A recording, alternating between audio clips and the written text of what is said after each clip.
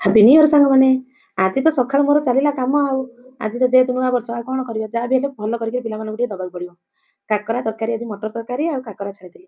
ପିଲାମାନେ ଟିକେ ଖାଇଦେଲେ, ଆମେ 2 ଜଣ ଖାଇଲୁନୁ। ଯେହେତୁ ଆମର ପ୍ରୋଗ୍ରାମ ଟିକେ ଥିଲା ବଳଦେବ ଦର୍ଶନ କରିବୁ ବୋଲିକିରି ଇଏ କହିଥିଲେ। ମୁଁ କହିଲି ହେଲା, ମୁଁ ପିଲାଙ୍କୁ ଟିକେ କରିଦିଏ ତାପରେ ଯିବା ଆଉ। ମୋ ଦେଇ ଆସି ପହଞ୍ଚିଥିଲା, ଆମେ ବଳଦେବ କତିକି ଯିବୁ ବୋଲିକିରି ବାହାରିଥିଲୁ। ସେ ପିଲା ତାଙ୍କର କ'ଣ କଲେ, କାକରା ତରକାରୀ ଖାଇଲେ, ଆମେ ଖାଇଲୁନୁ କାହିଁକିନା ଆମେ ଠାକୁର ଦର୍ଶନ କରି ଖାଇବୁ। ଯାଇ ମନ୍ଦିରରେ ପହଞ୍ଚିଗଲୁ। ମୋ ଦେଇ, ପିଲାମାନେ ଇଏ ବି ଯାଇଥିଲେ। ଆମେ ସମସ୍ତେ ଯାଇକିରି ମନ୍ଦିରରେ ପହଞ୍ଚିଗଲୁ। ଦେଖନ୍ତୁ ମନ୍ଦିରରେ କି ଭିଡ଼! ଏମିତି ଭିଡ଼, ନା କାହାକୁ କଟେଇକିରି ଯାଇ ହଉଛି ନା ନିଜେ ତମେ ଯାଇପାରୁଛ।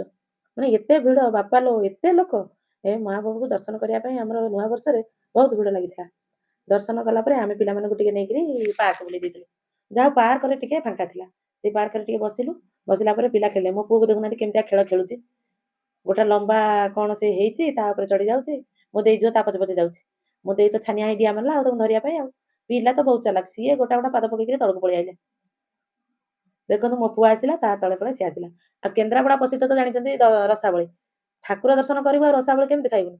ଆଉ ରସାବଳି ଦିଟା ଦେଇ ମୁଁ ରସାବଳି ଦିଟା ଖାଇ ଦେଇଥିଲୁ। ଏତେ ଭିଡ଼ ହେଇଥିଲା ସେଠି ଖାଇବାକୁ ଟିକେ ପାଇଲୁନୁ। ଆସିଲୁ 3ଟା 3:30 ହେଇଯାଇଥିଲା। ଆମେ ସମସ୍ତେ ଲାଗିଗଲୁ ରୋଷେଇରେ।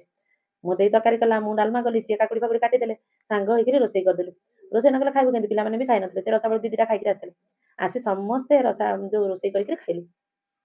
ତାପରେ ପିଲାମାନେ ସମସ୍ତେ ଆଣିକିରି ପତ୍ର ବାଢ଼ି ଦେଲୁ। ତାପରେ ସବୁ ବଢ଼ାବଢ଼ି କରିଦେଲା ମୋ ଦେଇ, ସାଙ୍ଗ ହେଇ ଖାଇଦେଲୁ।